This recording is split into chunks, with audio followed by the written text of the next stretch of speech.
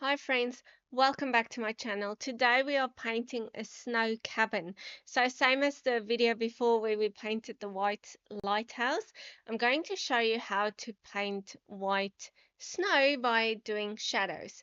So let's first wet the whole top area of our painting, and then we're going to go in with a little bit of lemon yellow just over my windows and my door for my cabin, because we want there to be a nice warm light coming out of our cabin. It's cold outside, but it's warm and fuzzy inside.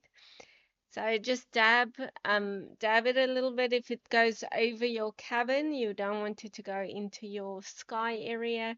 And then I'm going to just dry this a little bit because I'm now going to add some Payne's Gray, and I just don't want that to mix with the yellow. Okay, now I'm adding water just behind my cabin. I'm not wetting the cabin again. And we're going to use Payne's Gray, a nice dark mixture of this, so highly pigmented. I'm just drying this area where my tree stump is, and I'm going to put down that paint. Now the top part of my painting is pretty wet now, so I want that Payne's Gray to really flow, because this is going to give us the idea of some background trees. Here where the chimney is of my little cabin, I'm sort of just lightly putting some color down because maybe it looks like some smoke coming out of the chimney, and just adding some more of that Payne's Gray here on the right hand side as well. Now I'm actually lifting up my paper so that this paint can run towards the sky, because I want this to be nice trees in my background as well. So lifting up that paper helps that paint to run onto your to run nicely in the wet areas that you have. Just dabbing it a little bit here above the chimney so that it looks like some smoke coming through. Okay, and lifting up again, letting it run. Can you see how it's sort of forming those trees in the background, how it's really framing your picture? And you can always go in while you're holding this at an angle and add some more Payne's Gray wherever you would like, some more details or some more trees.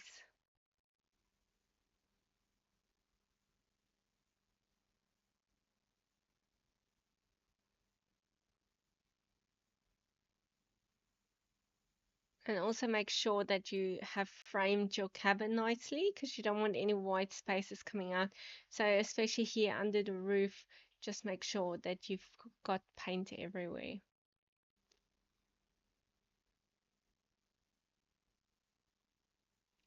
Now for my snow here in the front, I'm just going in with some water, and my brush is still a bit dirty from putting the Payne's Gray down. That's why it's got some blue texture in it, and that will just naturally add the shadows into your painting in any case. And then you can dab some areas dry just to give some variation in your snow, showing where your shadows are. Now let's dry that completely, and then we can add some more shadows into our snow. Just with a very watery mixture of Payne's Gray, I'm just adding in some shadows over here around my house. And remember, like I said before, keep in mind watercolor always dries lighter on the page. So even though it might be looking, very dark at the moment, it will go lighter, same as those trees in the back.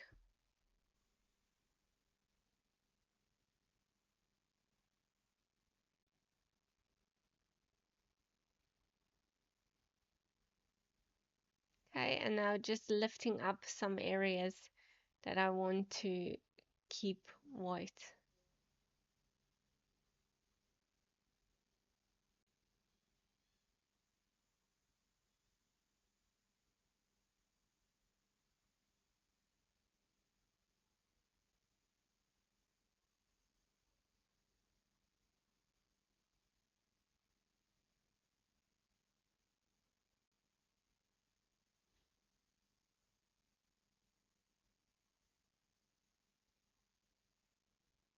Now let's paint the cabin with warm sepia.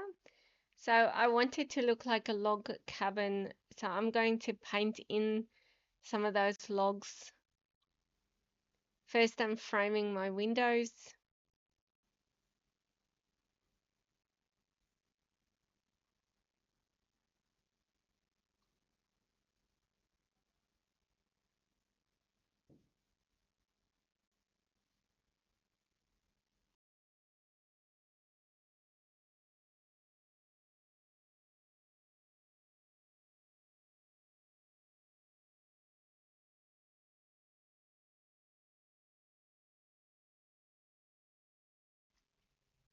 Now painting the chimney.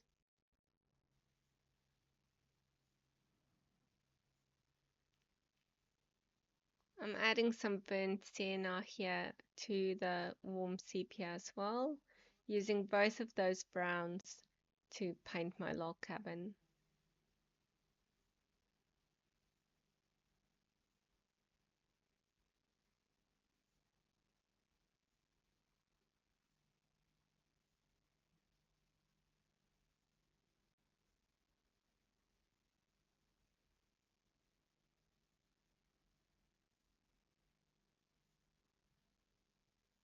Now I'm painting those logs. So just little lines, it doesn't have to be perfect. I'm just painting warm sepia lines on the side of my cabin.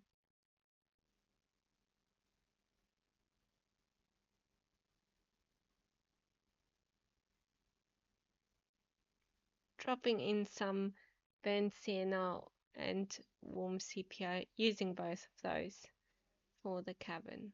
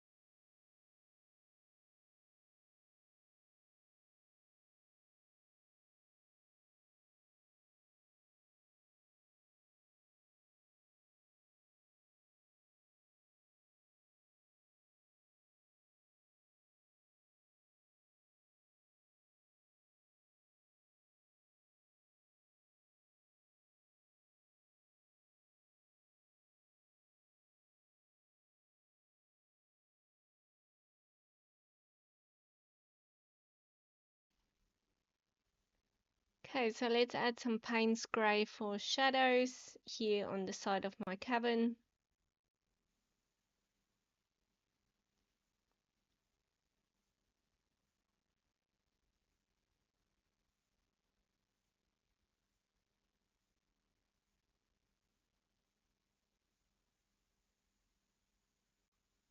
And also underneath the roof here in the front. And next to my chimney.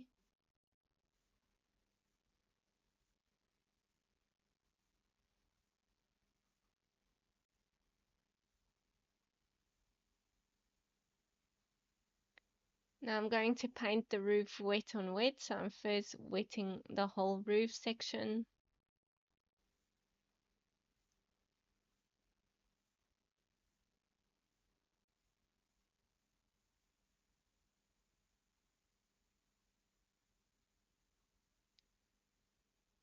Doing my door with Payne's Grey as well,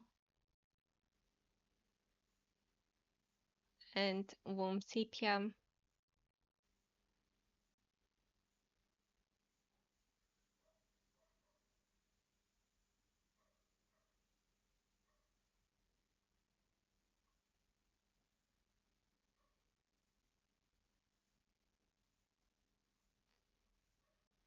The tree I'm painting with warm sepia,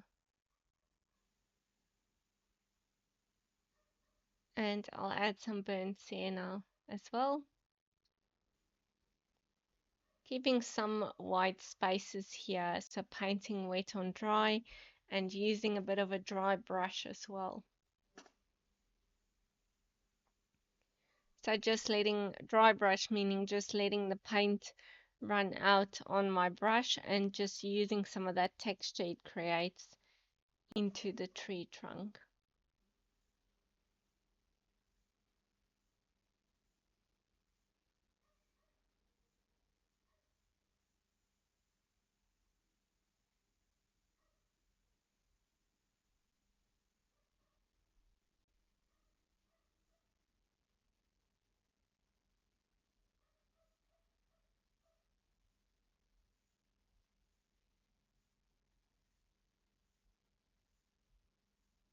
I'm adding some Payne's Grey into my tree just for some shadows.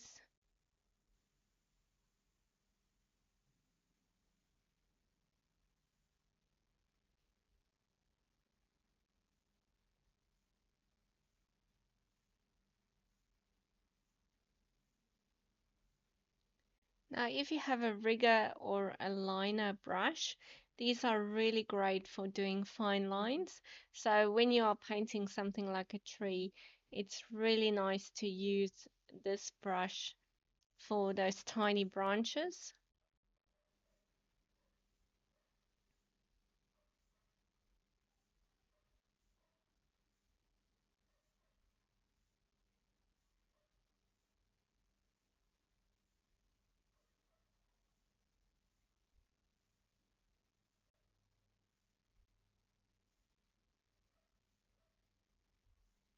And when you're doing branches, you want them to sort of overlap each other as well to give it a bit more of a natural look.